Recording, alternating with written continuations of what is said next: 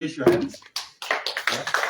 So he's a professor of African Studies and Journalism. I'm probably not saying it right. Which institute is it? Milton? Journalism Columbia and African Studies at kunga College. Right. So really great to have you here. And we have there a couple of ladies from the US, from the UK. And then we have behind you Mrs. Akayo from Florida, some more ladies from the US, and here from Vienna. This is integration, right? I mean, yesterday we talked, and he is living in Vienna, and he speaks very good German. And usually I don't meet Ugandans that speak good German, right? And look, he's integrating already. He's sitting between two Dutch. Yesterday he told me if I'm here within 3 months, I'm learning Dutch, and now I see why. So that's very good what you're doing here.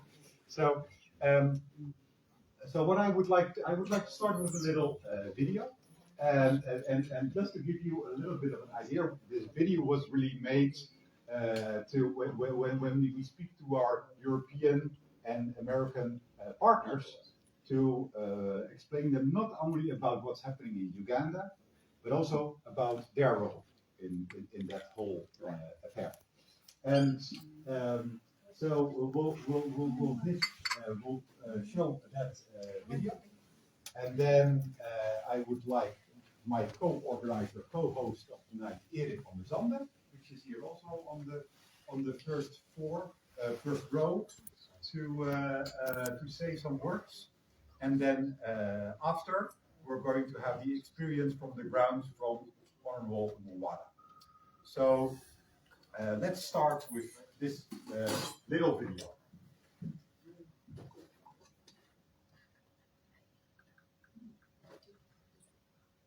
On January 14, 2021, Uganda organized presidential elections.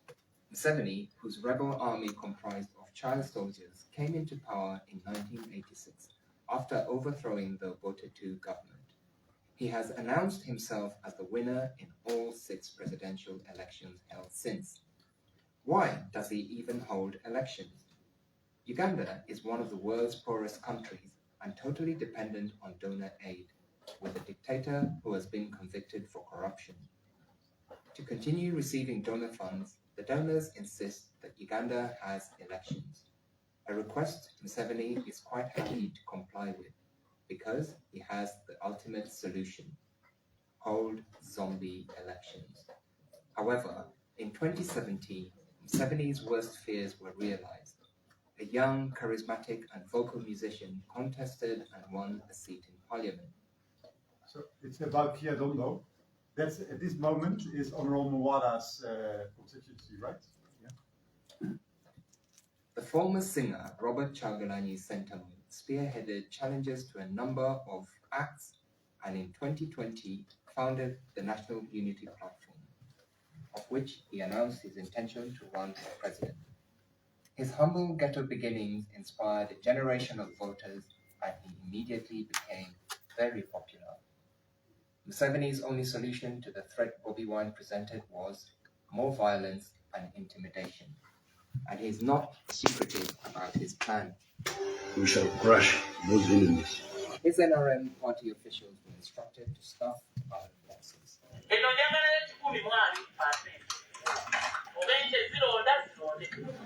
Opposition leaders were thrown in jail. We are not violent. I am a fully fledged judicial officer. I'm a magistrate. I only carry the voice of prisoners.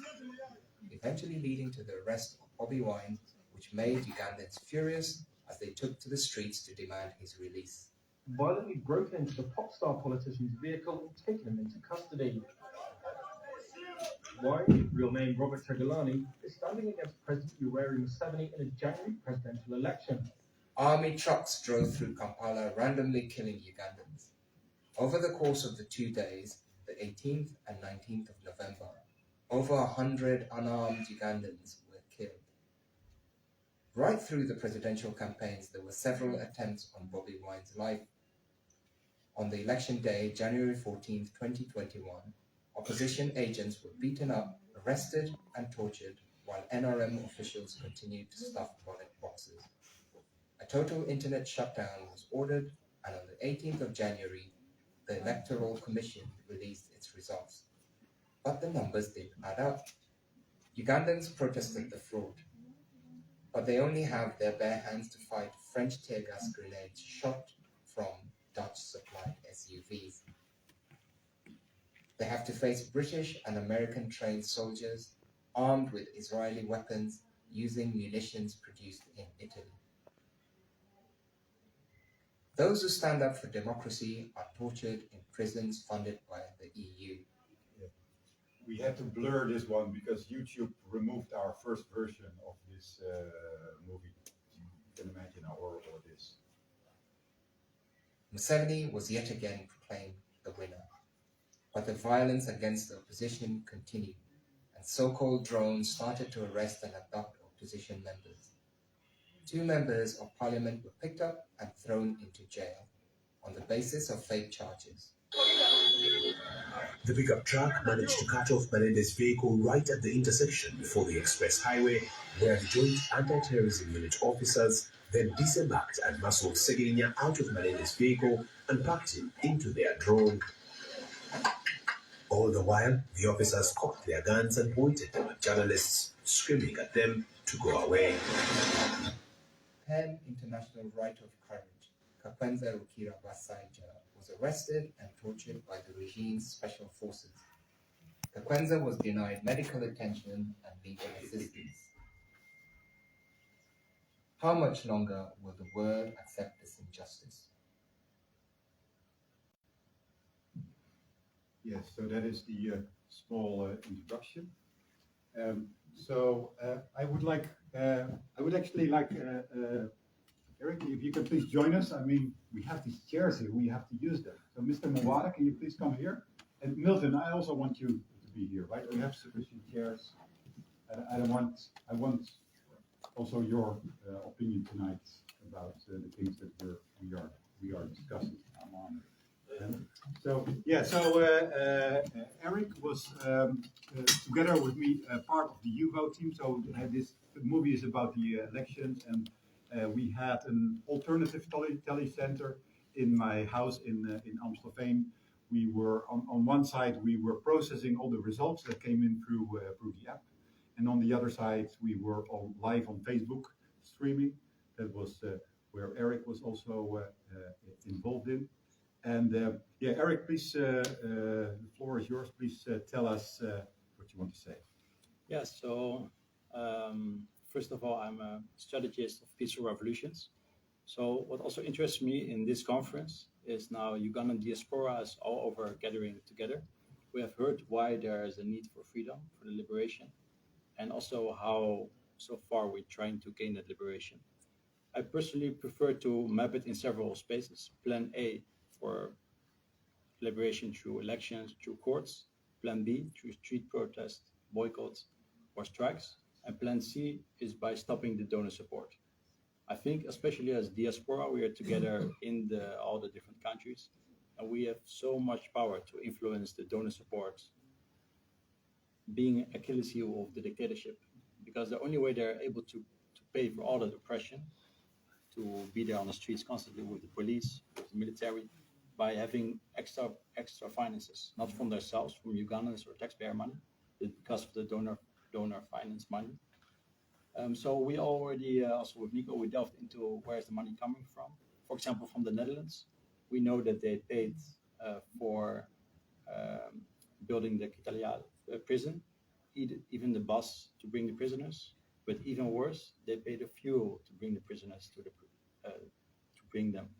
And then the same for the courts, they're paying for the courts, and they're saying for the case backlog, we help the judicial system. But as you know, in Uganda, it's a completely different story than what they're telling, why the donor is being sent there.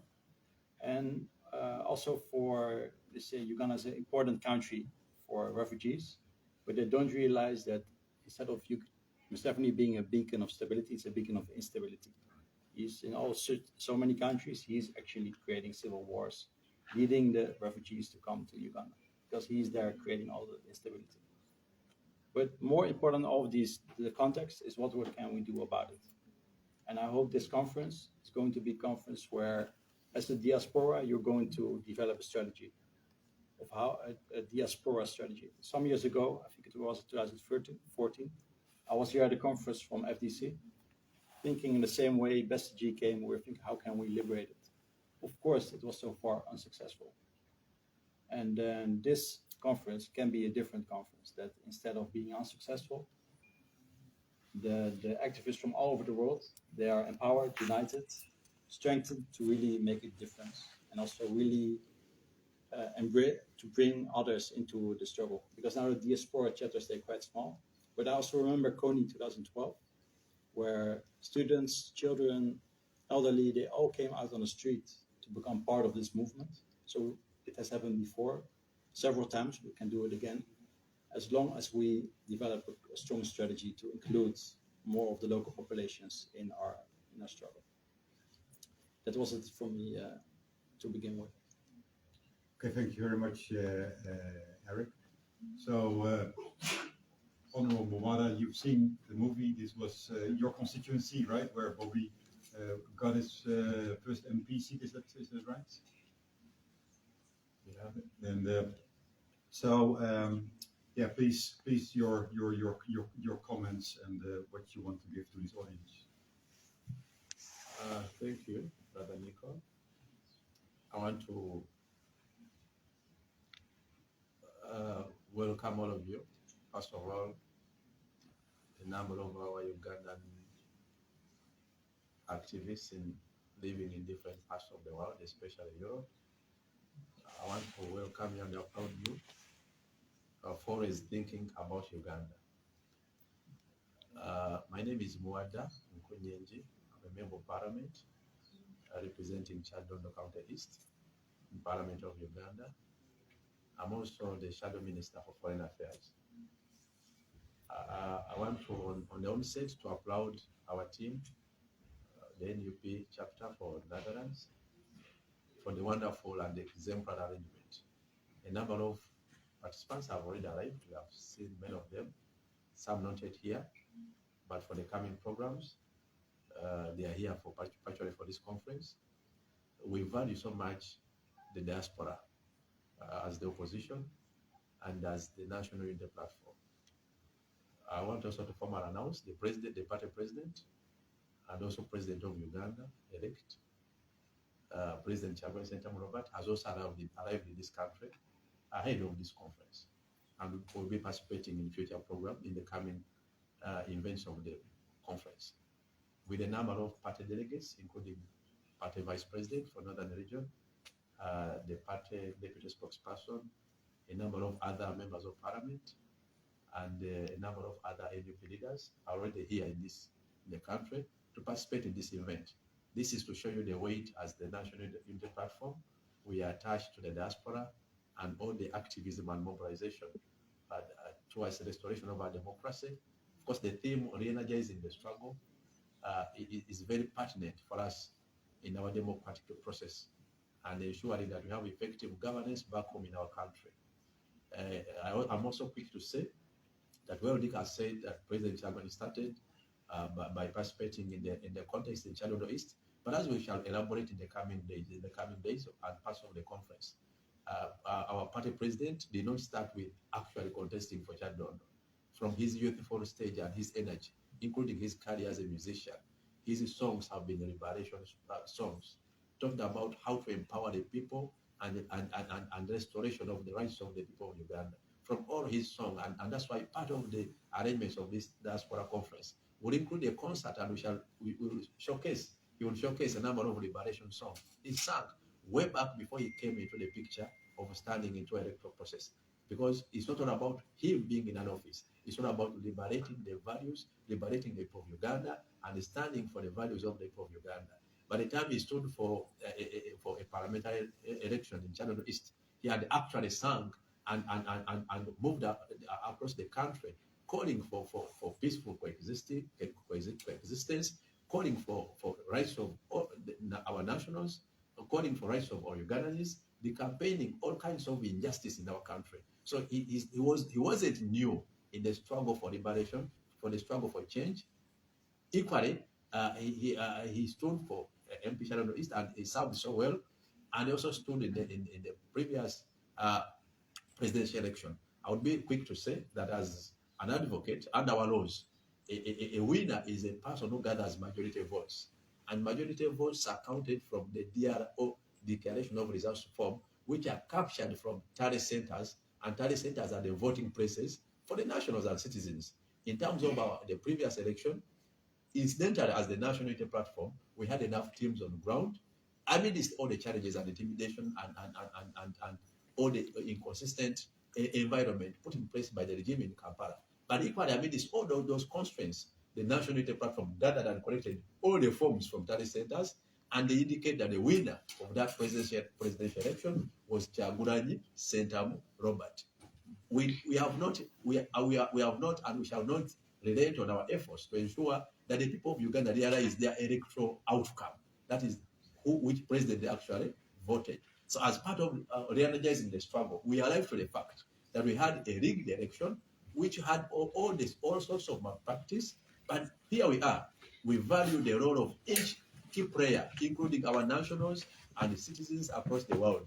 In our constitutional order and back home in Uganda, our constitution recognizes the rights of nationals and citizens regardless of where they stay, much as we are still fighting for their right to vote wherever they are. But equally, many of our Ugandans in the diaspora participated in the electoral process, and equally they campaign, and their rights also count. Even those who acquired alternative citizenship, our country allows dual citizenship. You still have the right to participate in the electoral process, electoral exercise, and also deliberating on the destiny of our country.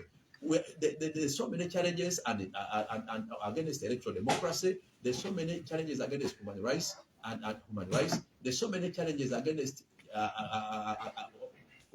that to do with injustice. Of course, we have laws, but even the few laws we have, the few segments of the law, including a full chapter on rights, are not implemented or enforced. When we see any support towards the justice law and order sector, we want conditions which we don't see. If it is a matter of justice, then if people are tried, then under our laws they are treated as suspects. But in Uganda, even those being charged, they are treated as already guilty.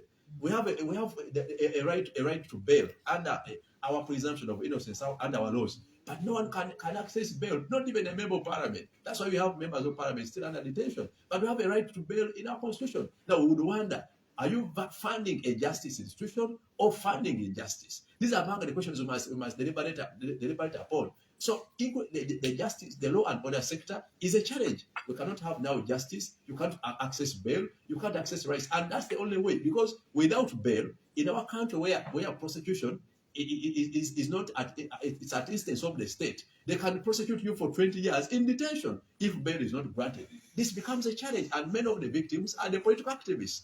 Charges are trumped up against individuals, not because they committed offenses, but because they want to curtail their participation. When it comes to electoral democracy or political democracy, we have the political parties and organizations acting in our country, which regulates operations of political parties.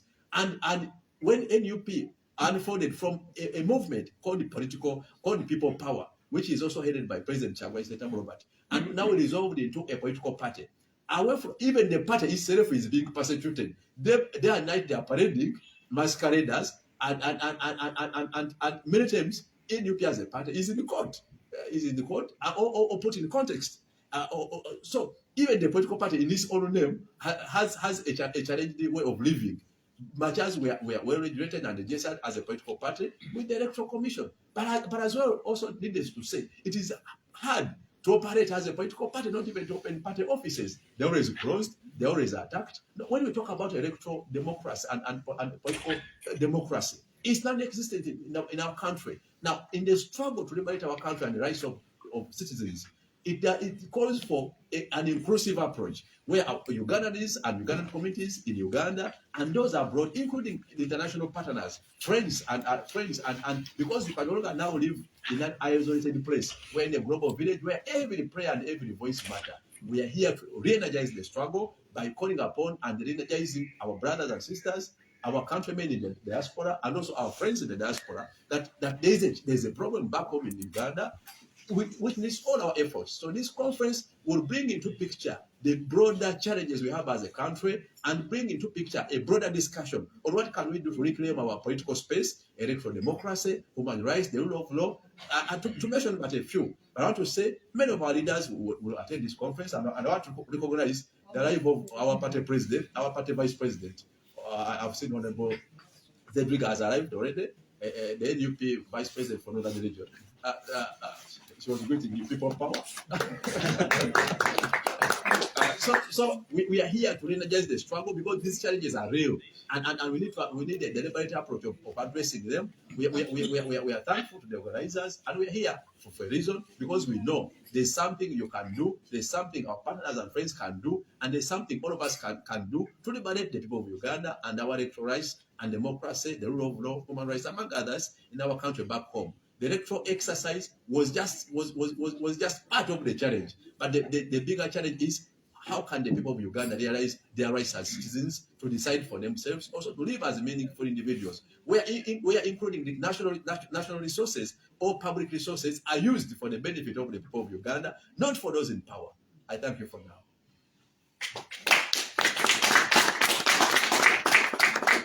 Yes, so indeed, Dr. Lina has arrived. We just were watching you, Lina, in this movie, but it's so good that you are here. Please come join us.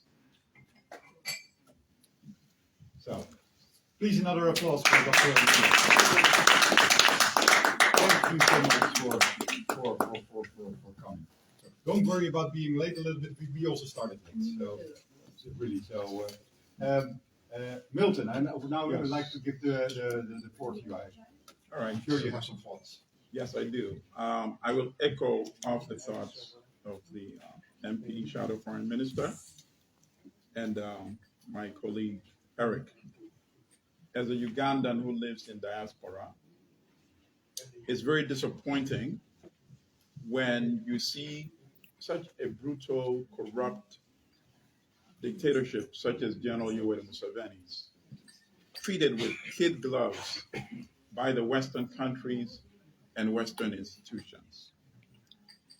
And I have realized that our mission as Ugandans in diaspora is to show the direct link between the support that dictator Museveni gets from the West and the crimes that he commits in Uganda.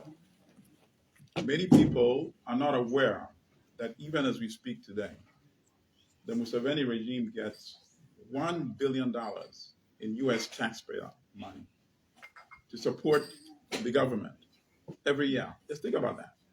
$1 billion. That obviously subsidizes the dictatorship in Uganda. Now, many Americans are not even aware of this, right? But once they become aware, and that's where the role of activism becomes very critical. Once they become aware, those who are conscious they take action. They want to take action. They contact the members of Congress, the Senate. They join petition campaigns. And that's very critical because without the support of the Western countries, Museveni's dictatorship would not have endured for 36 years. The military training is conducted by US military officers, or Ugandan military officers are selected from Uganda and sent to the US for training, including his son, whom now we've gotten to the habit of referring to as the deputy dictator. He's grooming his son, General Muhoozi Kainerugaba, to succeed him. And judging by the sampling of what Muhoozi has shown so far, he might end up being worse than his own father. Hard to believe. This is a general who was rapidly promoted simply because his father runs the country. And other qualified officers have complained about this rapid promotion. Many years ago, when another general, who was still very close to Museveni at the time, General Seyusa, David, said there is a plan called the Muhoozi Project to groom this individual to succeed his father. Many years ago, they sent the army to surround the newspaper that published that story, one of the country's best known independent papers, The Monitor. demanded to know where they got that letter from, produced that letter as if there would only be one copy of the letter, stopped the paper from publishing for a long time, and denied there was a Muhoozi project. Now Muhoozi is actually running around as if he is running the country. And he might be running the country. And he's been implicated in many of the atrocities that occurred right before the election, when who knows how many Ugandans were killed. The government itself admits to 54 Ugandans murdered in cold blood, November 17 and 18, after they'd come out to protest the illegal arrest of Bobby Wine that you saw on this short film. Innocent people just killed. And yet, that sham, whatever process you want to call it, that was conducted a few weeks later in January, referred to as an election that, even with all the constraints that the MP mentioned, Bobby Wine still won overwhelmingly. It was so clear. How clear was it? Even the United States that supported this dictatorship for 36 years, since Ronald Reagan, that's when he first became president of Uganda. I call him dictator because, as the MP just told us, he rigs all these elections anyway. He's been supported all these years by the US, almost blanket check. But this time around, for the first time, the US issued an unambiguous statement saying the elections were neither free nor fair. When the US says that, this is saying that we know you stole these elections. Why did the US say that? Because the turnout was massive.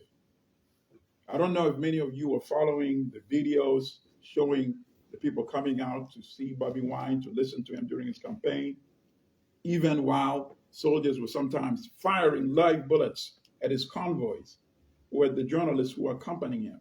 People still showed up in massive numbers. I remember there was one town where the military cordoned off the entrance so people could not come in.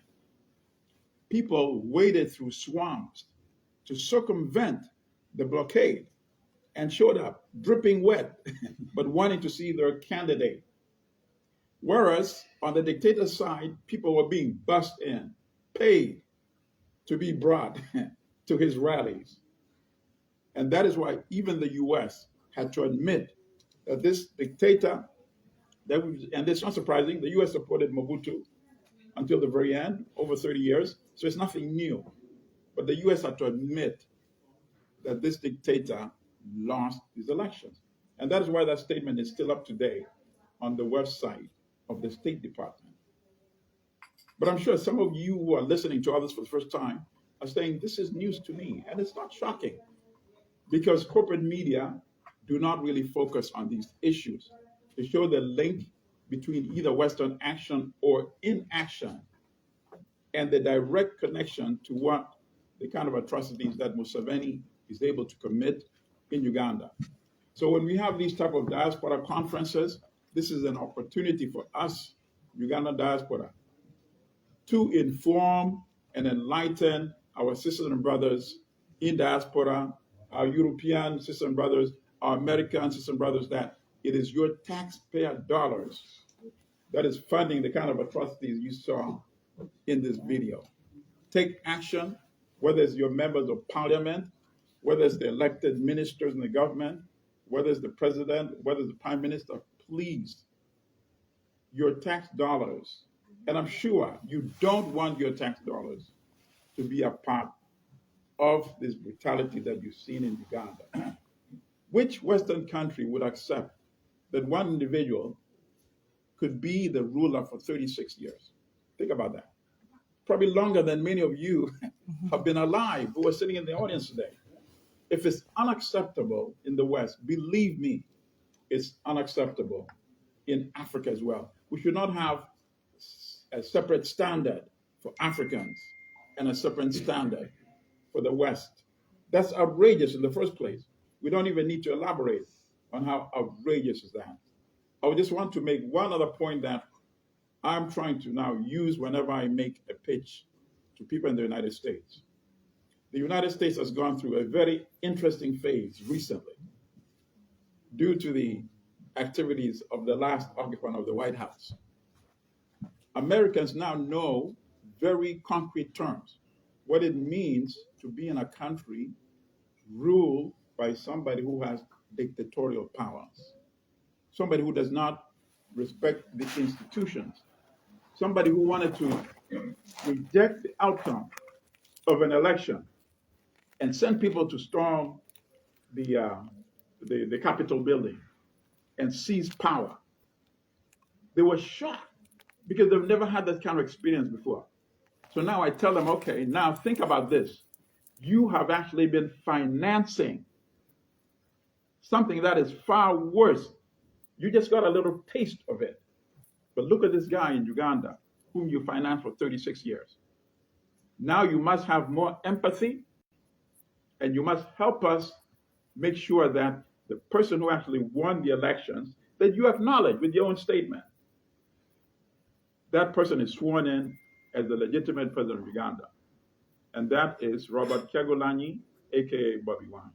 Thank you.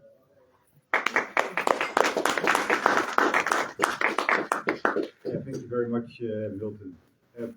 One thing I forgot after Mwada and Eric finished is if you have any questions. So before we continue with Dr. Lina, maybe there are some questions for one of the first three speakers.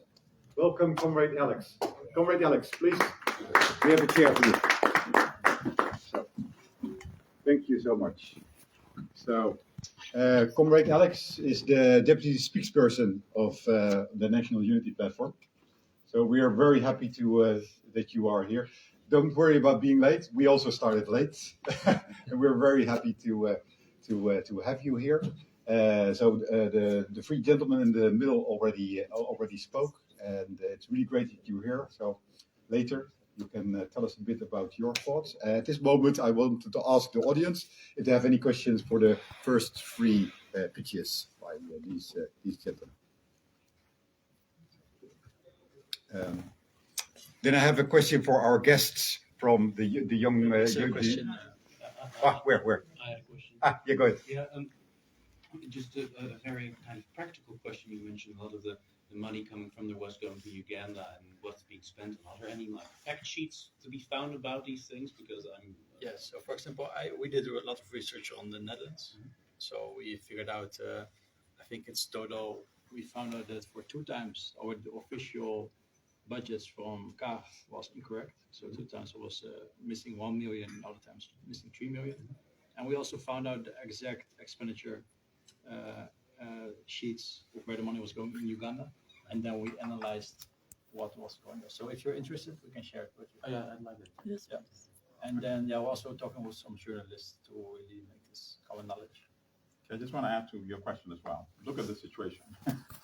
In 2018, in December, the U.S. had a trial in federal court that led to the conviction of a Chinese national for bribing General Museveni and his foreign minister, Sam Kutesa, $500,000 each. It doesn't sound like a lot of money, but that was like sort of like a down payment. Yeah.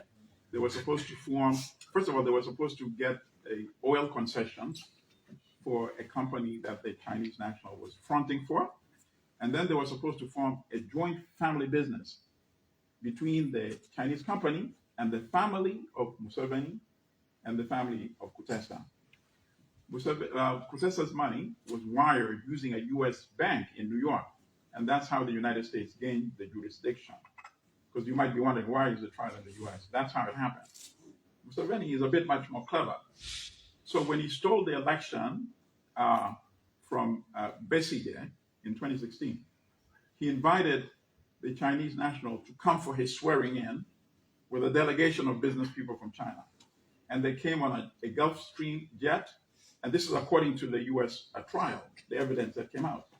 And in that jet, they had a big gift, wrap.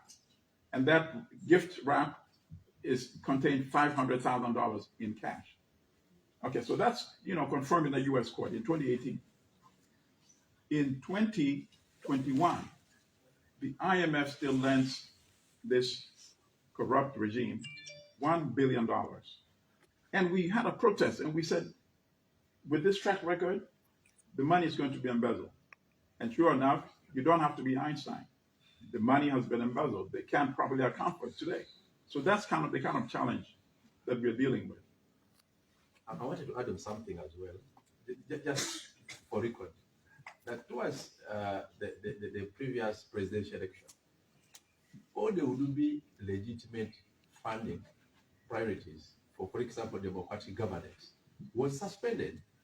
Mr. Museveni suspended the democratic governance facility that was going to the civil society and basically strategized to suffocate the civic and civil space. As we speak now, it was suspended towards the election, NGOs suspended, and all NGOs dealing in democratic governance, human rights, rule of law, could not now have free exercise or free space in Uganda. And it not only affect local institutions, including international and foreign institutions operating in Uganda. As of recent, the discussion of lifting the suspension has just started. So it leaves a very legitimate question. Why would you think a Democrat would suspend a democratic governance facility? Can that point at a respect to the rule of law or democracy or good governance? That should be a question. And that's a fact. It's a public fact.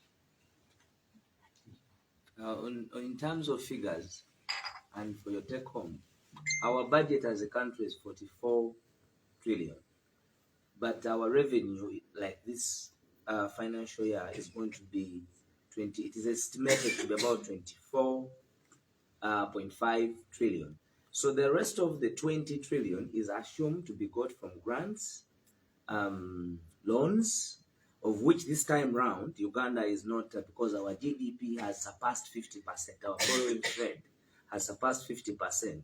And the international law is that once it is above 50%, then you are negated from getting concessional loans to commercial loans. Wow. Now we have already gone to the state of commercial loans.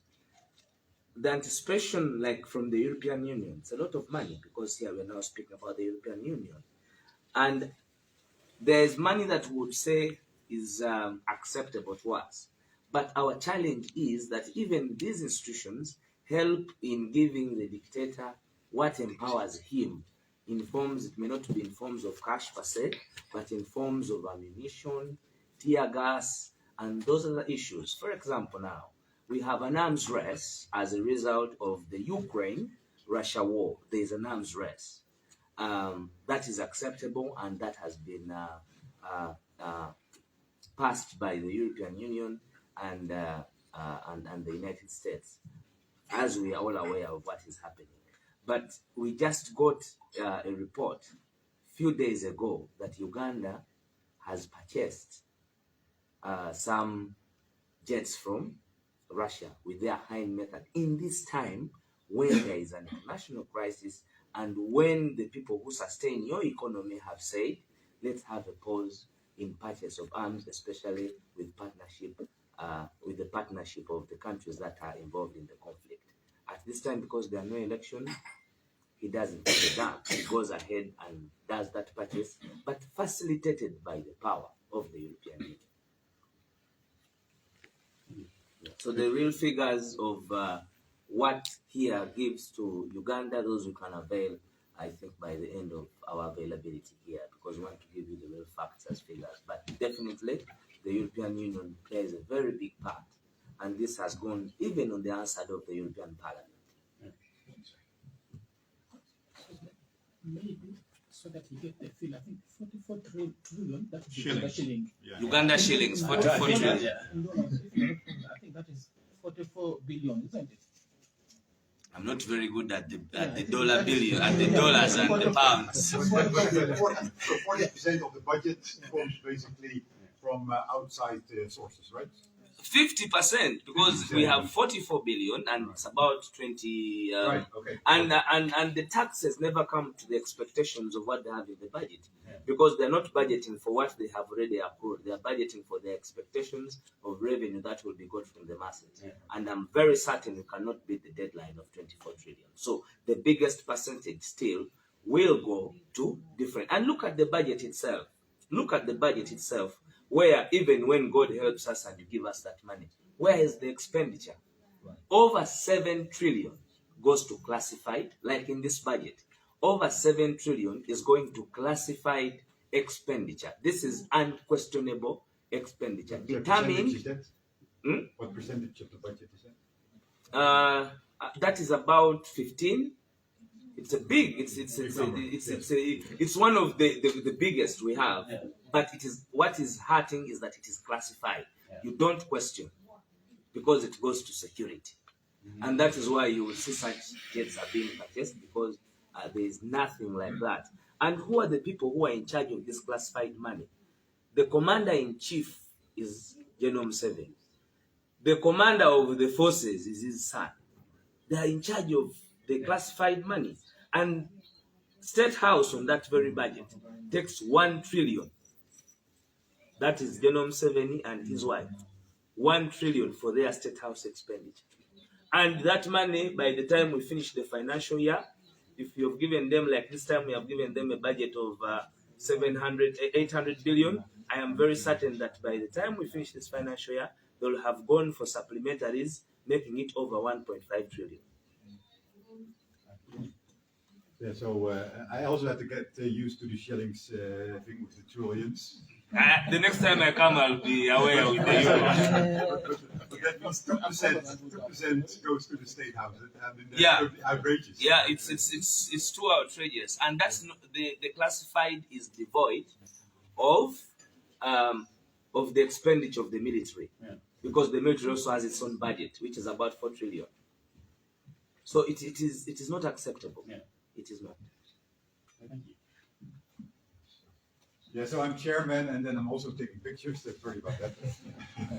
But, so, Alex, when we were talking about going to this meeting, you told me you wanted to have 20 minutes, but we even negotiated, right? I will not have 20 minutes, maybe, but we shall have the conversation. Yeah, exactly. No, I mean, I'm sure in your mind you had some stuff that you wanted to tell. So, yeah, just tell us what you want to say. Being a teacher, sometimes I'm used to standing. Yeah, go ahead. Yeah. I am very humbled. Let me sit down. I am extremely very humbled to be before all of you. My name is Alex Wise from Kungiro. I am the deputy spokesperson of the National Unity Platform. But before getting to that office at the People Power Movement, I am the head of training and patriotism. It is more of our ideology that we are anchored on, because we are anchored on people power. That is our ideology. The party came in because in Uganda, under the multi-party dispensation, it was only going to be easier for us to propel our struggle democratically through a legitimate political vehicle that was a political party. But we started as a movement, and we believe on that because that is where we are anchored, the People Power Movement. That is the beret I am donning. But he is donning a beret that has the symbol of our political party, that is the umbrella. So these two berets are the same. The difference is that this one is the mother and the father, and the other one is the child.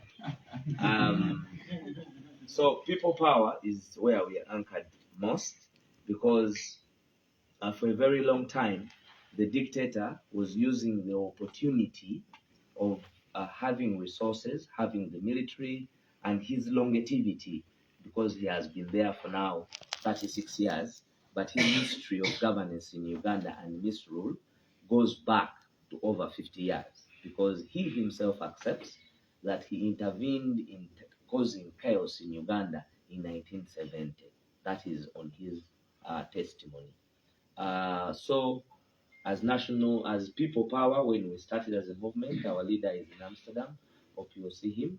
It was about, one, reawakening the masses that they need to get involved. They need to get involved, because there was, at our time when some of us were born, I was born a few days after General Museveni had come to power. And I'm now telling you that he has been in power for the ages I have been on earth. That is how bad it is. Now, when they assumed power, when they captured power, they used populism as their advantage to create their dynasty. And that entailed a huge machinery, state machinery of propaganda. In Kiswahili, we call it siasa. And this propaganda was anchored on deceit, purely deceit and fake news. I'll give you the examples. For example, for us as we were growing up, it was assumed that General Museveni had brought peace to our country, and our parents could get opportunity to sleep because there was peace. So it took nearly 4 years of that time doing nothing but telling Ugandans that we are now having peace and we are going to professionalize the army. So he took a lot of years. He was supposed to be in power for 4 years. Then they extended the 4 years to 5 years to have a constitution.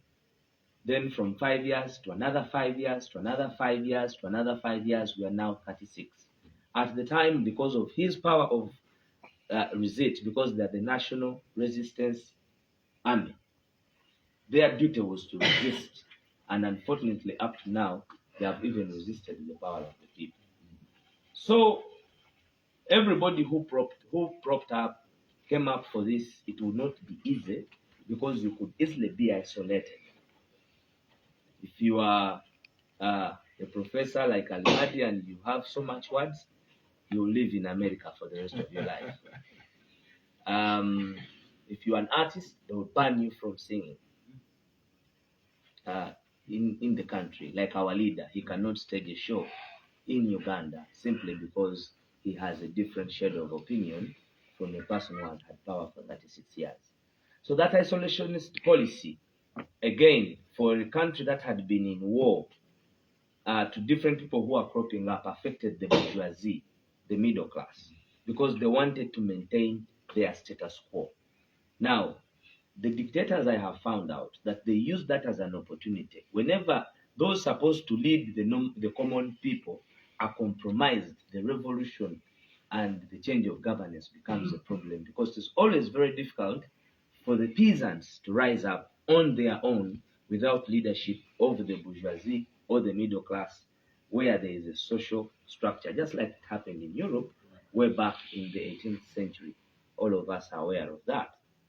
So his longevity in power has been based on corruption, handouts. Now they also have medals to those who have worked best for their interests. They award them presents, they award them offices, and that has assisted him to maintain a certain class of people who do not want to see what and where they are taking our country or how much the mess we are in. So it was important. And after seeing elections being rigged from 2001 to 2006 to 2011 to 2016, where I think our generation said it was enough and it was the right time for us as young people not to think about partying, not to think about all those other things that young people are engulfed in, because back home, our age has been put to drinking. At this time, all the young people are in bars. At this time, they are all playing games. I can tell you, you'll find a Ugandan person who didn't go to school, but he knows AZ Alkama team, he knows Ajax, because he bets on those teams. That has been made very easy for our young people. The social media tax, where they would earn, is for a fee, but for them to know the score of Ajax and Real Madrid is free, because they are going to have money. His entertainment, and people started following and listening to the message of change that was about to happen. But we needed the people power to have all these people behind this. And I'm very grateful. That is why we are here. This is the people power we are talking about.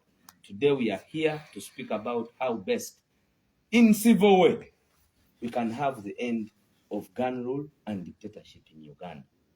And I think that is one that would warrant everybody to clap, because it is because of people power that we are positive this will happen. So as I were coming here, and as I was saying that I would want to have a few highlights, especially when I knew that you were here. There is no revolution in the world of humankind that is not assisted by humankind. The only challenge is that when do they focus on humankind, and who's humankind? Is humankind white? Is humankind black? Is humankind blue? Is humankind green? Humankind is humankind. And the reason we request everybody to be involved is because one death in Amsterdam is the same death in Uganda. That is humankind. So we are coming here to ask for that humankind, for you to at least take a minute of your time and get your cameras down there. People are dying. And in Africa, this happens so much. In 1994, our neighbors in Rwanda died at the watch of the world. We don't want that to happen back home, because the unemployed youth will rise up. And when they rise up, by the time you want to shift your cameras, lives will be lost. Right. So we need to do whatever we can do, as I underlined the word civil, to make sure that we can at least liberate humankind. Let's forget about the borders, but let's go to humankind. We can stop whatever is happening in Europe. The influx, the immigration, whatever happened, you saw what happened at the border just a few days ago. Nico was updating us with what happened on the Africans trying to get to Spain. It's because back home, you have given room, you have facilitated the dictators down there to force people leave their homes to your home. I want to believe that with more interactions, positive interactions, connectivity, we shall realize the dream of saving humankind back in Uganda, in East Africa. It's not very far, 7 hours. It is a home you would love, because it's not different from this place. The difference is infrastructure and gun rule. And we believe we can move forward, as long as what I can assure you, that the people in Uganda are with us. We are the same. We only need more voices to hear us out, and then our liberation will be a reality. Just like you did this. This is not new. You did this for South Africa. You did this for Africa under colonialism. Even after independence, we had challenges of the leaders you had handed power to as our colonial masters. I'm speaking about UK and others. When they did not do right, you intervened. Well, it may have been with a different modus operandi, but we also know that your intelligence can give us more reasonable, visible, and amicable solutions to how we can defeat that dictator. I can repeat that. We know that your intelligence can assist us to find amicable, possible, and in fact, shortest means to liberate our country. I thank you. Thank you very much. God bless you. Yeah, so thank you so much, Comrade. I hope I used 20 minutes. Yeah, it was great. It was great. And it was funny what you were saying about flying 7 hours to Africa, because I think everybody here has been to Africa except one person, which is me. Hard to believe. I haven't been. No, you must come as a celebrity. We want you to come as a celebrity. The one who made the president.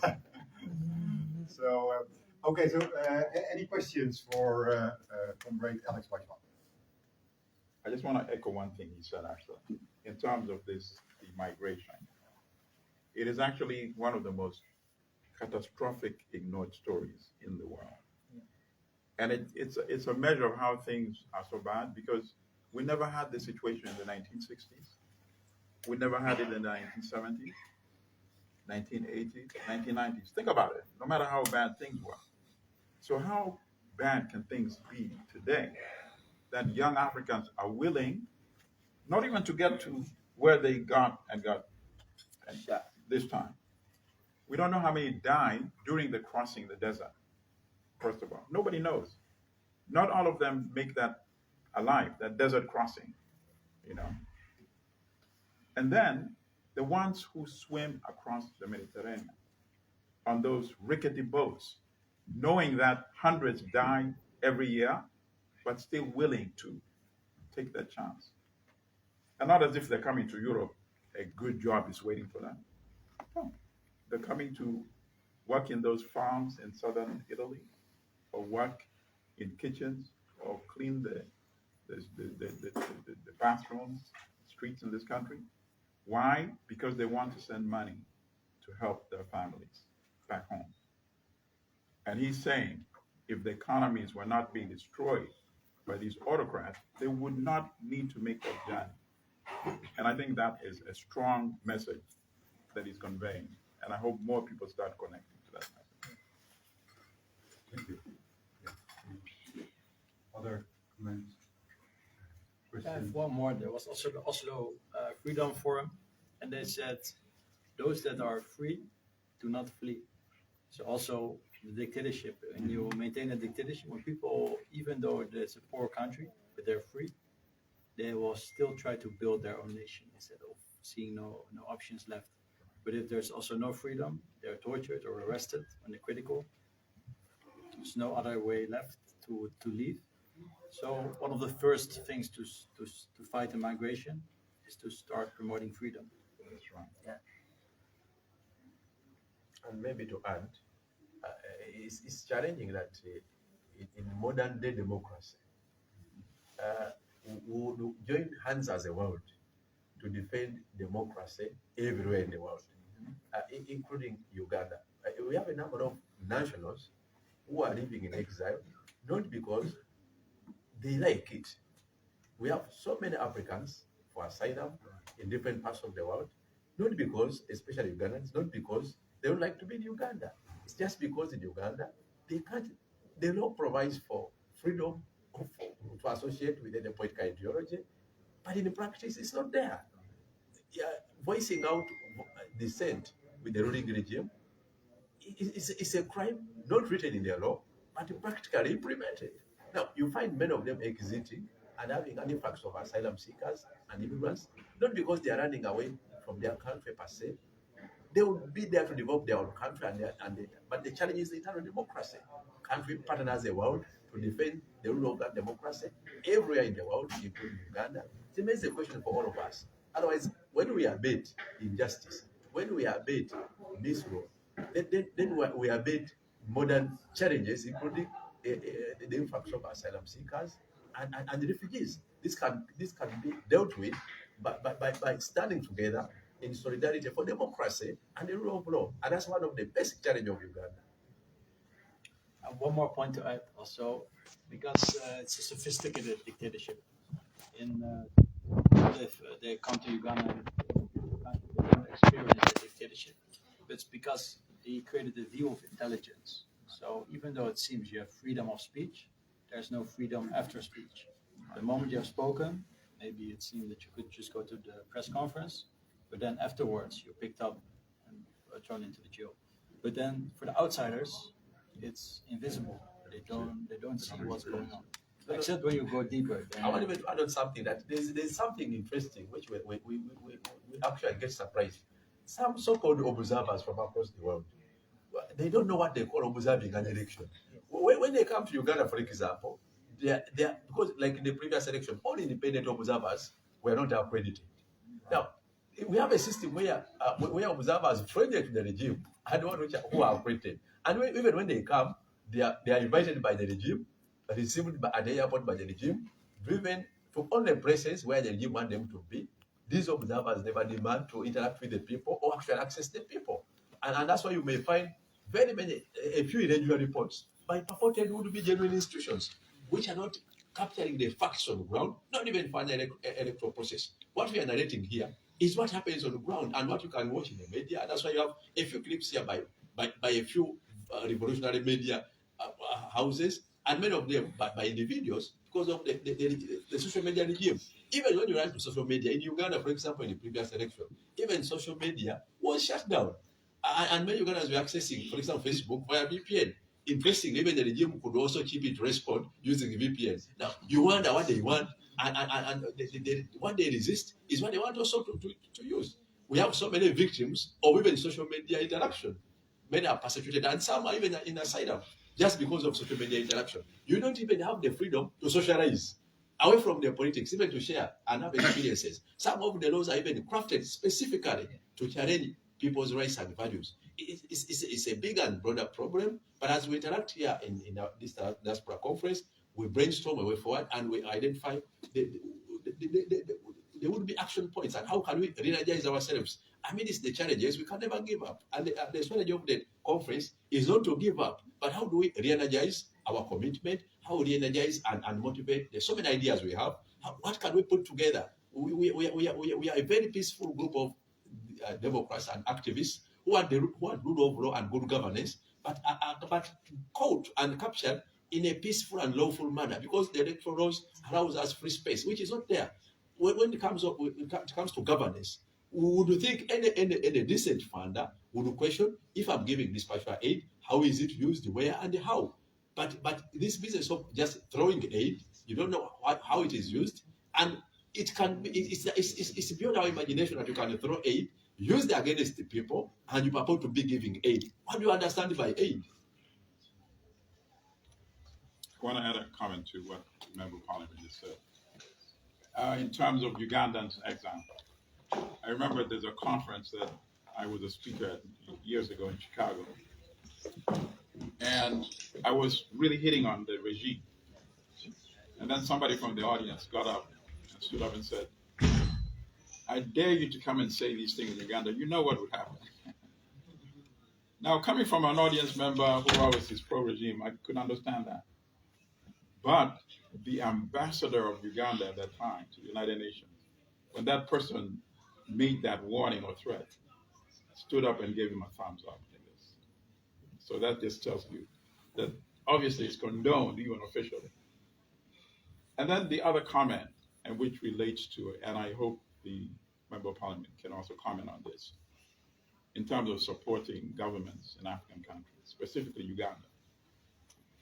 Do you know that the most dangerous part of the elections in Uganda, yes, of course, the killings, terrible, but here's the worst part. There's something called an independent election commission. Every member of this commission is appointed by, you guess, the dictator himself. How can this be called election? How can Western countries finance this sham called an election? And I hope the Member of Parliament can comment further on this. Because I think if Uganda had a true election commission that was independent, Bobby Wine would be in State House today after the last election. So my hope is that we can mobilize sufficient outrage by the next election. There's a truly independent election commission in Uganda that will announce the actual results of the election. The last one was a sham. First of all, they shut down social media, Facebook, and that was the system used to communicate the numbers from the polling stations. So when the government produces numbers, people then, Al Jazeera asked, oh, by the way, since you shut down all social media and none of the numbers could come in from the polling station, how did you get your tally? And the person asked the question could not respond. Basically said, oh, we'll get back to you. That's how fake these numbers were. And then there's another point also. At one point, they were posting the numbers in the Daily Monitor, which is the major independent newspaper. And then another point, when they updated the numbers with new figures, the total number went down instead of up. And that story was in the Monitor. So we wrote an editorial about it, and we linked it to the article in the Monitor. You won't be surprised to learn that by the next day, that article had been deleted from the Monitor's website. So you would click on the link, it would take you on a blank space. And I'm sure it's still there today, a blank space. article can no longer be found. That's how sham these figures given purported to be the numbers showing how Dictator Museveni won. To give an information there, the chairman of the Electoral Commission, and first of all, it was not social media applications alone. They shut off the entire internet. Exactly. That's very important. Right. They shut down the internet. Now, shutting down of the internet meant they themselves also could have no Jesus whatsoever to assist them get results all over the country. Exactly. But they were having results. Now, at a certain point, when members of the Special Forces Command had come with their doctored results, they passed them on camera. They passed them to the chairman of the Electoral Commission.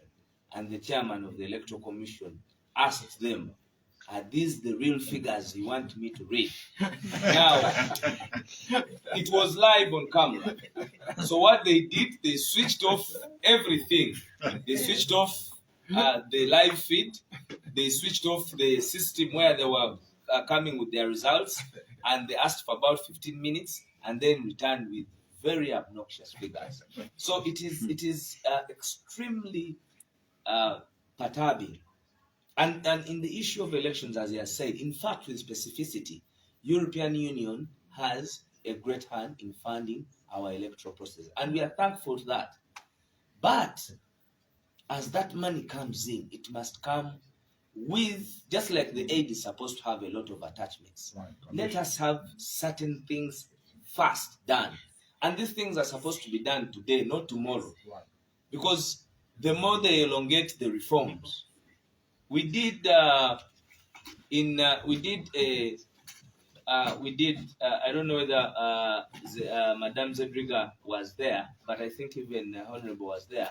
But we have what we call the document that we passed at Africana. You must have been involved. The consortium where we had talked about the reforms of the Electoral Commission and how we wanted it to be. It is from that document that we thought that we would have a person with the integrity of an High Court judge to be the chairperson of the Electoral Commission. What did General Museveni do? The dictator said, okay, you guys want a judge? Okay, no problem. He went and picked one who was not supposed to be a judge, elevated him to being a judge, prepared him. That is now Justice, the chairman of the Electoral Commission, Justice Vyabakama. In Justice Vyabakama, he gave him the office to give him the paradigm to come and take that position. This is the very person who who illegally prosecuted, I want to mark the word illegally, who illegally prosecuted Dr. Kizza Besigye for crimes of rape, allegedly, and the whole case was a mess. Now he was elevated to be the person in charge of elections. You can imagine that paradox of democracy. Funded by the European Union, which European Union is espoused on taxpayers' money of the individual personalities in those individual European states. So your voice matters. Yeah, thank you so much, Alex. So, somebody's. yes, Mr. Sakayo, please go ahead. Yeah, I just wanted to supplement something very interesting. That during the tallying of votes, usually what would happen is you announce votes coming from a certain area, and you say this area, so and so has got this, so and so has got this. Now, what happened in Uganda was new updates. Museveni is this. Bobby Wine is this. Some people asked, where are you getting that one from? Where is it coming from? And Gabakama could not shy out to say that I'm dealing with Uganda. Imagine that kind of answer, that he's dealing with Uganda and the votes are coming from Uganda, but you could not mention a specific area that these votes, this update is coming from such and such an area. Which is in fact required by law. Exactly. Yeah, thank you very much, Sakayo, Ms. Sakayo. We were talking about election rigging, and we have Honorable Mwada here, but actually we have two honorables here, because we have an honorable elect, Harriet McWhirter. Please stand up. Because Mr. Mwada is in an area where the support for Nup is so massive they can't rig the elections, and in her area it's a bit different. Harriet, please give your comment to what how was it for you with the Electoral Commission? All right, Yeah. thank you very much. I can stand here. My name is Makindye. Maybe sit here. My name is Makindye Harriet. I come from Kayunga, to be specific. Kayunga, I said Uganda, to be specific, from Kayunga district. I'm happy to be here. Thank you for the invitation. I want to thank our friends from the diaspora for the good work that you are doing. I was sharing with Sister Amina, I don't know how she's here, and she was giving me very good information, saying if someone misbehaves in Uganda, it's no longer good news that when you misbehave in Uganda, you can move and come to abroad and maybe enjoy whatever you have rooted from Uganda. So all they need is just to say, Harriet has misbehaved in Uganda. So wherever we find her in any state, we just have to say, you misbehaved in Uganda, so please go back and they deal with you, or else we shall deal with you from here. Stories of the Electoral Commission. We have talked about electoral reforms for quite a long time. Every time I think about talking of electoral reforms, I just know we are talking about something that they know very well. But you know, this is a game. Unfortunately, the person who sets the rules is also an actor, in the game. Whatever they do, they must do what is in their favor. When we talk about Electoral Commission, the Independent Electoral Commission, they work on orders. What happened in Kayunga, for example, if we took this as a case study, if you go and ask Mr. Byabakama, will automatically tell you, surely NRM did not make it. But the order was, you must declare. Adeno Museveni came to Kayunga to campaign for his candidate and said, even if you dance for 20 hours, NRM has the last what? So when you see Byabakama in the chair as the chair of the Electoral Commission, just know it's Museveni who is seated there. Now, most important, you just go and ask him what is your interest in this campaign. If he tells you I want NUP to win, you automatically get it. If the interest is that they must win it, they will automatically do what? Win it. The good news is the people of Uganda are ready for change. Because we shall go out to them, just remind them a few things about what is going to take place on some specific day, and for them they're ready to go and look for the umbrella and take. Now, after they have said, we have voted NUP, now it's our other duty to see how we can pick it. I really don't believe NRM or the Electoral Commission under Museveni can sit down and say we are now giving it, because the people of Uganda have said NUP must lead. So now, after doing the campaigns, sitting in the tally center to witness the counting, just like it's always done, someone is like, we did not have an opportunity to receive the results from the different polling stations. Now you has the final tally. Can we please share? And the person also doesn't have it. Why? Because they know if they just show you what they have, it's a disaster.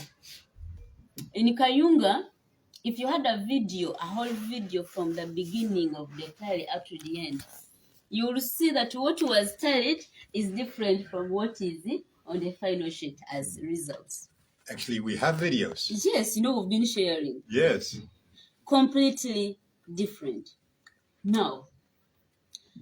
one thing we can do is how do we enforce electoral reforms?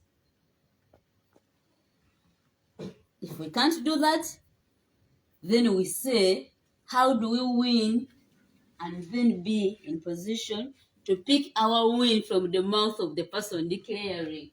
And this time the person is like, I declare NUP winner of this election.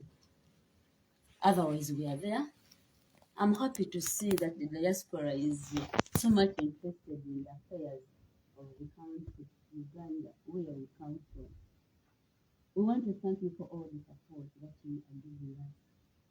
Re-energizing the struggle, I was telling my people in Kayunga that when I come back, I'm going to be fire.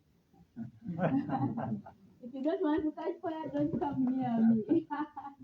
So we just want to thank you for organizing this. But could you also mention how you actually physically are sponsored during the campaign, like during the key ran for that district? Yes.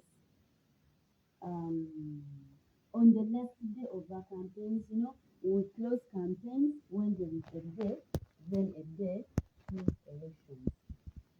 And to everyone who has an organization, for example, something is organizing, everyone will put certain tasks for the last day. Everyone knows whatever I've done, I will do it on the last day. So for them, it was their last day, and for us, it was also our last day. We had a program. We had about less than 2 weeks to run 13 sub-counties. Actually, they were not 2 weeks, about 12 days. So on the last day of our campaign, we were written to by the returning officer saying, you do not have to move out today to the town council. And that's where I was supposed to do campaigns from. And she was like, the president is coming here. And he is the, so you cannot run besides him. Then I was like, one time I even saying, we have a president, quote this, who is too jealous. He's actually like God. And God is jealous. When you worship him, you do not have to worship another person or another God. So that's important. It is coming to a place, another person doesn't have to be there, even if you are supposed to be there by law, just like our program was. So of course, we couldn't just give up. We said we must be there. And of course, we had used to see how our campaigns used to be. When he's moving, it's like he has a factor that he tells people. And for us, we used to have very, very many people. So they were like, no, we cannot risk. And a lot of money had been taken to the district. Maybe to give him a picture that even the NUP people are not doing well, as if maybe doesn't watch social media. So they came and they were saying, you were told not to move out. I was with Honorable Zach that day. So whatever you saw happened. But just like when governments are coming to the last days, especially those dictatorial governments, even when they do something, they'll come and say, no, it was. That have always been shown. They're just, those are still tactics of NUP. They were not beaten. They were not, we did not rig. So they came, blocked us, we couldn't move, and then started beating us. What shocked me, though I wasn't shocked a lot because I knew, was seeing people were even putting on NRM t-shirts, also putting chains and guns to come and participate in the business. Inside me, I was like, if these were robbers, we would say, NTM police will come and rescue us. But where I would run for rescue are the very people who are participating in this, and I knew our hope wasn't there. Until the driver forcefully pulled out the car and we actually left it at the bumper of the car. And then from there, I don't know, God guided him and drove off. Then they followed us until everyone found his own way. But that's the very day when Mr. Museveni said, even when we danced for 20 he was now saying that people of Kayunga were ready to vote for change, but even when they do, we wouldn't be declared. So whatever happened, we foresaw it. Reading began in the night on that very day. Very many boxes were bought in the morning for. There is a councillor who made a statement. Her father died towards the general elections. So the father did not vote because he was dead. So on that day of the by-election, by morning, by 7, her father had come to vote for Muwonge. The late. Yes, the late. So she was like, I nowadays hate my father. We said why? Because my father couldn't come to vote for me. But can you imagine? By 60, he had come to vote for Muwonge. Muwonge is the person I ran with. So that day, even the ghosts voted because for them they could just come and tick wherever they could tick just to show that maybe these people voted. However, I want to say this: we were not declared, but nobody doesn't know that we won. That's one. But also, when we go to elections, they are different, our wins, the wins are many, there are very many wins. Let me say wins, even when they don't declare you. Like for this particular one, some 7, maybe the people didn't know. People were still saying maybe we did not win in the general elections. They came to know what exactly the NRM does. One time I met with some NRM person and was like, hello, how are you? Then it was like, yesterday the gentleman was with, do you know this one? Then was like, huh? I had a mask. Then he's like, this is the Nakwedo of Kayunga that we read this. So they also know. We just want to keep strong because we know, even, this was just a small component of our win because our win is a big one. Because even if I sat in that chair, the win that we got on that day as the struggle is paramount. We went to court, but I was telling people, even the day we went to court, we knew we had already won. We have a sure win. People were telling me that you're wasting your time. Do you think Museveni can tell his people to declare you? Then we said, for us, we have gone to court with a sure win. If they declare us, it's the win. If they don't declare us, it is still a win. So we are in court with a win already. Whichever results, we are winners. When we sit in the chair, we serve the people. If they don't declare us, the regime will be more exposed. I want to thank you. Exposed by fire. The only further description I wanted to make. Harriet, can't you stay with us? Maybe one of the gentlemen. Yes, please. I had no. It's okay. Harriet, we want you here. Harriet, we want you. I am also insisting that he comes because I'm finishing. Thank you. And my job back at home is to call guests, big people to decide. Please, can you come and take your chair?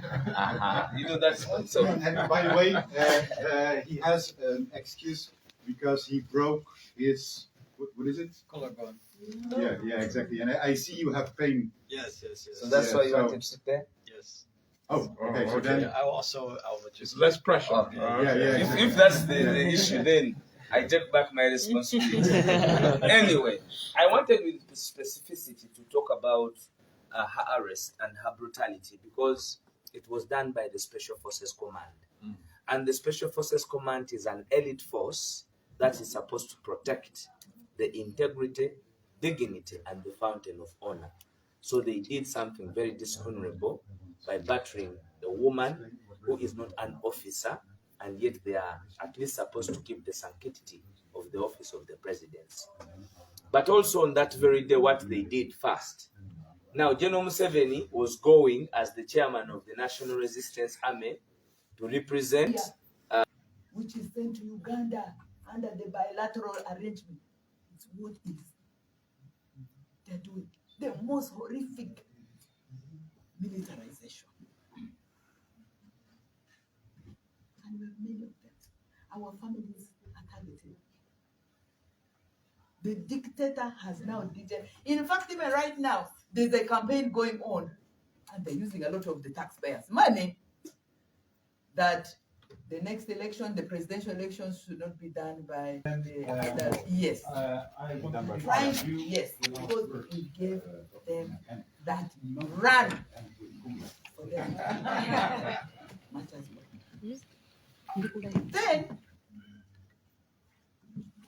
well, the shutdown or blanket shutdown of any form of communication, even radio, even just merely opening offices, safe house, loop offices, beaten, banned, all kind of things. Recently, bombs are only everywhere. Beaten. Up to today, he's still. Then finally, how do we re-energize the struggle in also be able to see Uganda, how far we are going? Science and the resilience coming to Uganda, and we will be coming back home with gathering this information. I'm glad I'll be speaking about an app he developed in terms of fast tracking and getting the records for all those abuses and uploading it using that app, which we shall talk about. One. Two, we continue to document these experiences. And then we continue on with all our avenues of seeking for justice. We keep them open, including reigniting the ICC indictment pursuit. We must pursue that. Whatever can weaken. I think I missed something. You didn't miss anything. I'm the one speaking.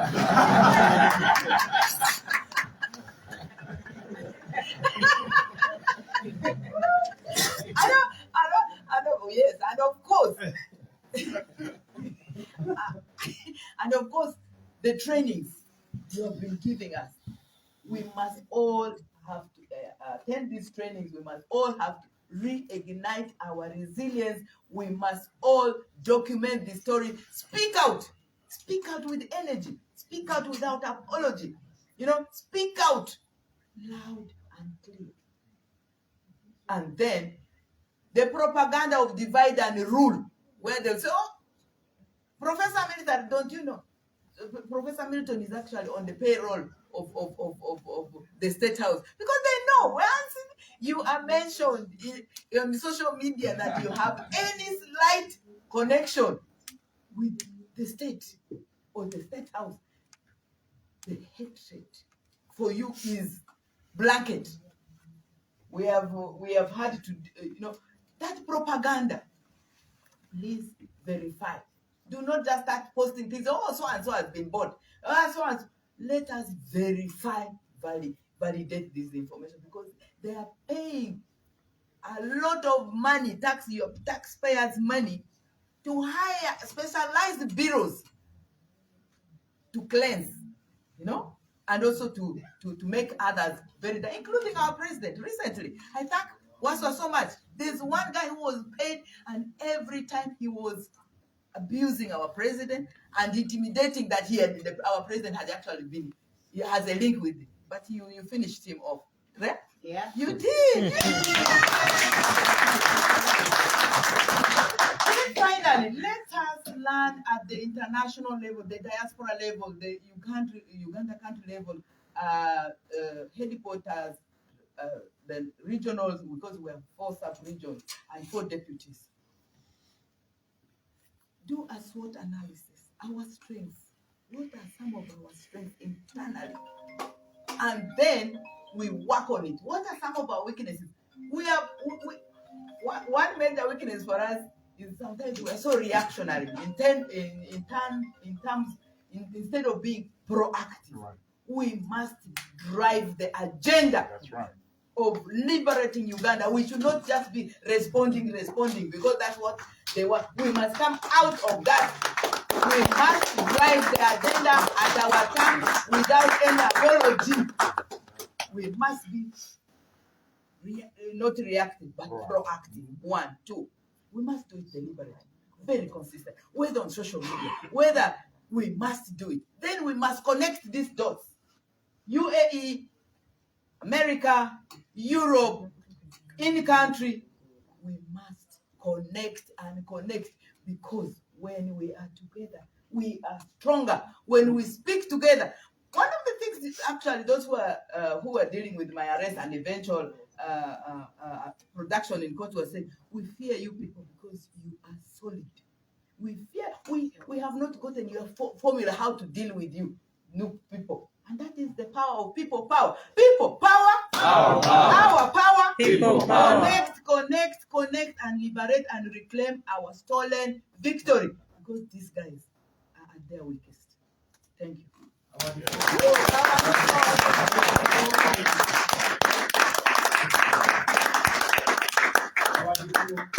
Just for your information, the database that Dr. Lina was referring to is, this looks complicated, so I'll type it in again, tinyurl.com/report victim. Now we're in a small audience, but on Saturday you will have the official announcement. Yes.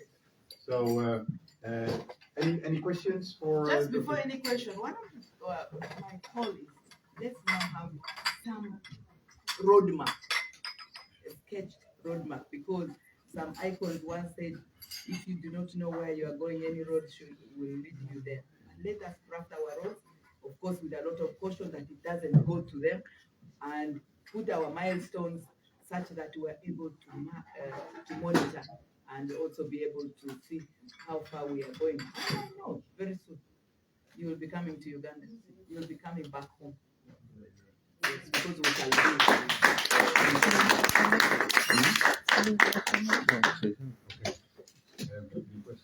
Yes, I like what you said about the roadmap, because indeed it's a rare moment that all these diaspora are together. So after this weekend, I challenge the diaspora and all to have that roadmap ready. Thank you. From days. Because if you have that roadmap, it can be, if you find the best way to go, the shortest, most effective way, the most strategic way, it's possible to stop the donor support, to win the victory. Kunga the struggle, kunga. Kunga. Kunga Uganda, kunga. Kunga. Kunga diaspora, kunga. Kunga. Kunga our shadow minister, kunga. Kunga. Kunga our president, kunga. Kunga. Kunga all of us, kunga. Kunga.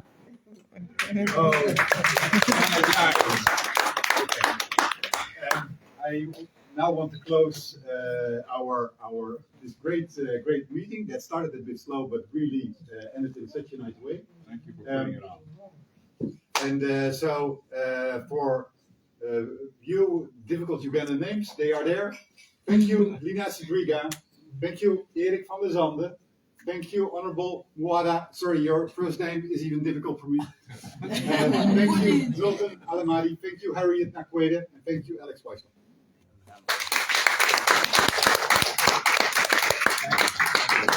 Maybe we can't leave off the liberation song. Those who can't sing in Uganda, you just raise up your fist. It is also in English. When the struggle is over, we shall wear the victor's crown. We shall wear the victor's crown. We shall wear the victor's crown. When the struggle is over, we shall wear the victor's crown in a new Uganda. Olutalo galuwedde tuliyambale ngule, tuliyambale ngule, tuliyambale ngule. Olutalo galuwedde tuliyambale ngule, tulivimba mu Uganda empya.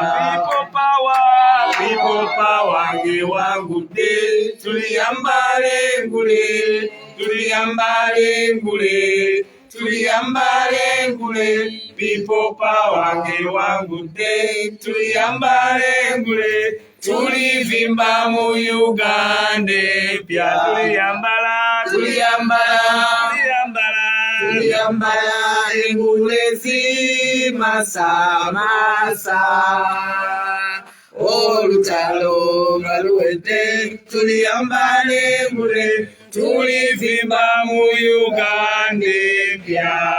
People power. Our power. People power. Asante sana.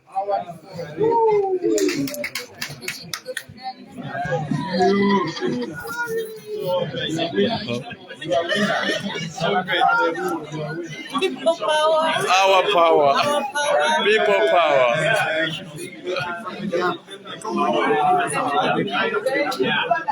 Yes. Yes. That's what I'm telling the world. You are from where? I'm from Uganda. You're from Uganda. Now it's living where? I live in Austria, Vienna. Austria, Vienna. Yes. Welcome to the conference. Thank you so much. Yes. And welcome to Amsterdam. Yes. Yes. You are from where? And yes, introduce yourself to the public. I'm from the US, from Florida. I'm actually the coordinator. Yes. People Power. Coordinator Florida. Chapter. Oh, welcome to the Diaspora Conference. Yes. We are here to re-energize. You are here to re-energize. Yes. Welcome to the new Diaspora Conference. Yes. You are from where? I'm from Uganda, makindye. And living where now? Amsterdam. Amsterdam. Yeah. How do you speak in this language? What is Scottish language? Like the language spoken here? Dutch. You see people power in that language. No, I can't speak that. Yes, doctor, the public is watching. Yes. Anything more to the public? Of course, we're here making sure that the diaspora who have been always there with us and for us, we re-energize. Yes. We come here to find the common grounds, and definitely we are reclaiming our stolen victory. Reclaiming our stolen victory. Yes, please do not lose hope at all. Don't come out of all that closet, please. Okay. Yes. How do you take over the Diaspora Conference of NUP? We were very glad to get invited. It was very interesting, very moving. Yes. And I, for one, I think that there's also a lot we can do within Europe to make sure that we don't any longer fund terrible things happening in Uganda, and that Uganda can really become a free democracy. Oh, great. Yes. Welcome to the Diaspora Conference. What is your take as we begin the conference? From Uganda, I speak Uganda. Obera Rudawa. Better in Holland, Netherlands. Yes. Era ndi musanyufu nnyo olwa conference eno okulaba nti egenze mu maaso. Bannaye tunyigirizibwa, ensi yaffe enyigirizibwa, Museveni atunyigiriza, ne gavumenti yonna etunyigiriza. Era ebigenda mu maaso mu Uganda tetubyagala, ensi yaffe twagivaamu lwa bintu ebituuka ewaffe okujja okuwaŋŋanguka. Omuntu w'otuuka okuwaŋŋanguka okuva mu nsi yo, mw'ozaaliddwa, mw'okulidde, mw'olina abaana, mw'olina family, n'ogenda mu nsi endala, si kyangu. Nera twagala kyovola batulwana nnyo kanga tukomya embeera eyo era tuyimukire wamu nkunga abantu bonna mujje tulwanyise omutujjwa. Abange muli bannayuganda Diaspora Conference mugeke eri bannayuganda. Bannayuganda bannaffe mwena bw'owangalira luddawa? Mpangalira mu ssaza ery'Abassaabasajja erya North Carolina mu America. Mpitibwa Fiona Nalubama. Nkunga era nga nkubiriza buli munnayuganda gwe kikwatako ng'okyaliisa ebijanjaalo empiso ng'abaddu ba refugees abajja aboonoonye ensi yaffe okugifuula ekisibo ky'embizi, abaana baffe nga batandise okulya amazzi g'enva. Ekyo tekyaliwo mu nsi yaffe, kyali mu bantu bali. Naye ng'otudde ng'olaba tebikukwatako, yessaawa yimuka kubanga ekiri ewamulirwana n'ewuwo kibya. Webale kwambala bulungi. Webale kusiima ssebo. Amannya agange nze Harriet Nanyonga, nange ntuula mu ssaza lya Ssaabasajja Kabaka mu Ohio. Awangale Ssaabasajja. Ohio bagaki kiri mu America. Ohio mu America. Bannange oba okola ki, oba olina skill ki, yimuka. Oba olina resource ki, yimuka. We need all of you. Get up. It's all of us. Don't leave the young people to do this alone.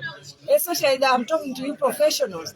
Get up. You are the ones who are delaying the revolution. Abana abato bataddewo emibiri namwe muyimuke tujje tugende. Let's go. Mwebale abavudde America nga muze bangi nnyo mwebale kwekunga.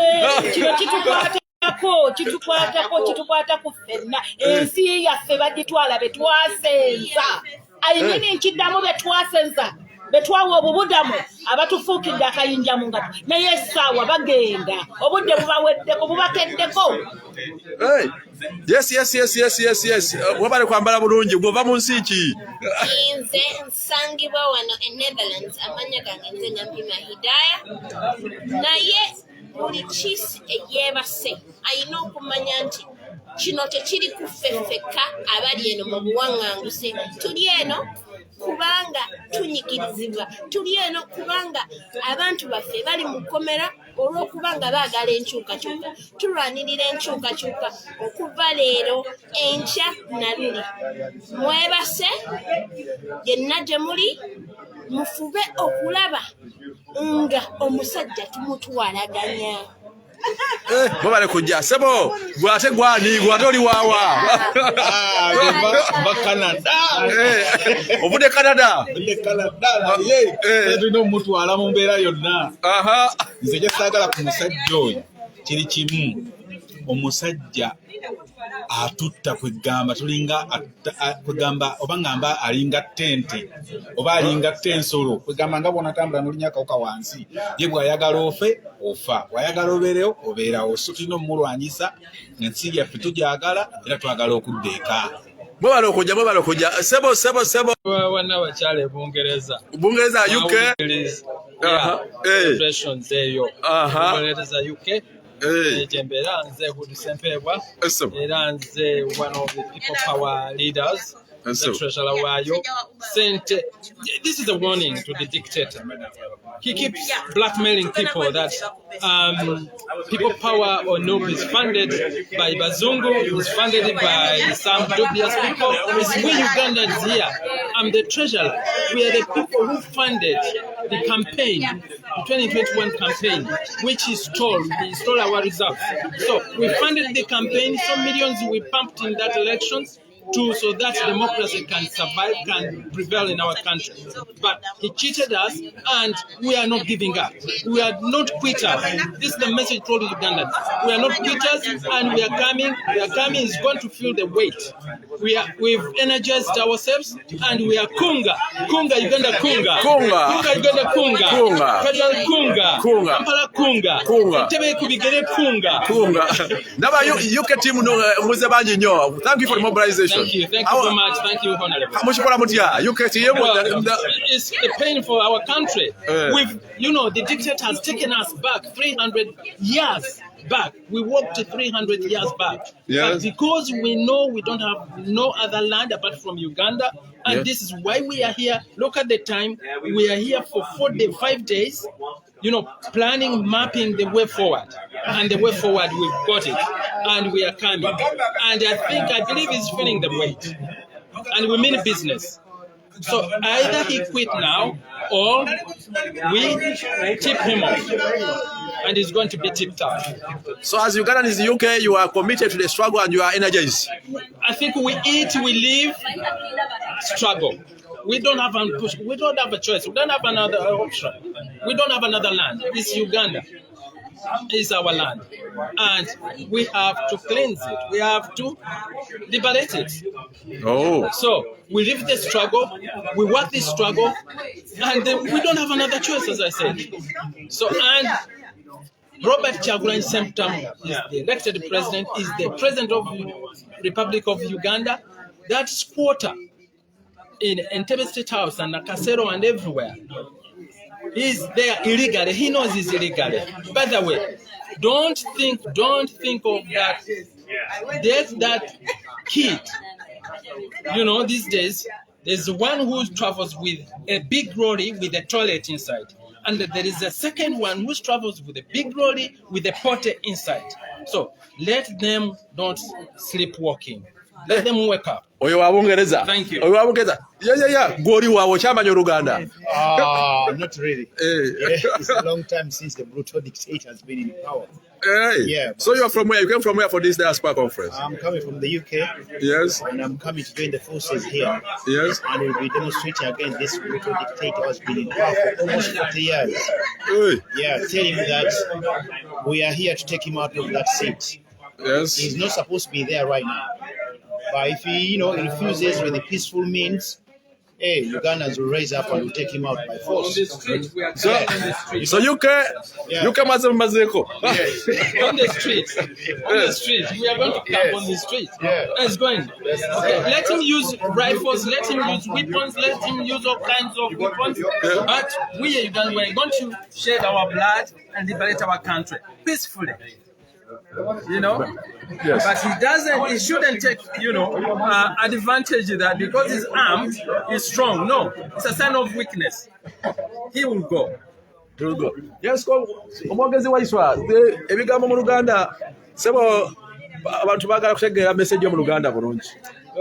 Message yange badde ekwatagana ku bubaka butuweereza abantu abavugirira Uganda ensimbi era babadde clear.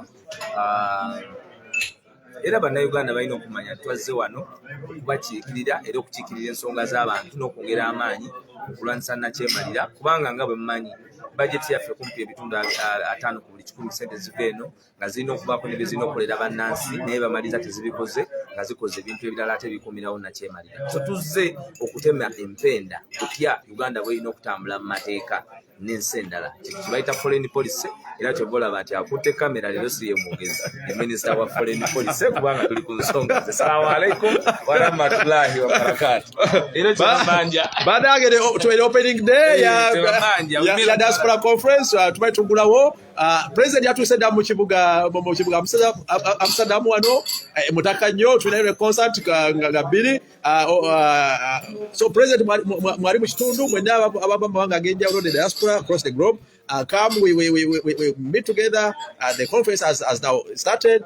A strong team is on the ground. We are going to be covering various topical areas. Of course, the theme is re-energizing the struggle.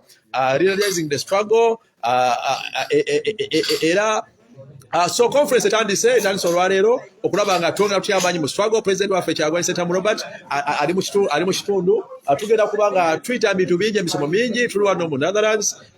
Enkya program mpanvu ddala ne Saturday program mpanvu. President mwali tulinayo concert nga bbiri. President yagenda okuba nga performing enyimba za struggle okuba nti twezaamu amaanyi mu mbeera zonna. So mwebale nnyo. There's so many countries and diaspora chapters who are attended, who are on ground. Keep up and thank you for the day.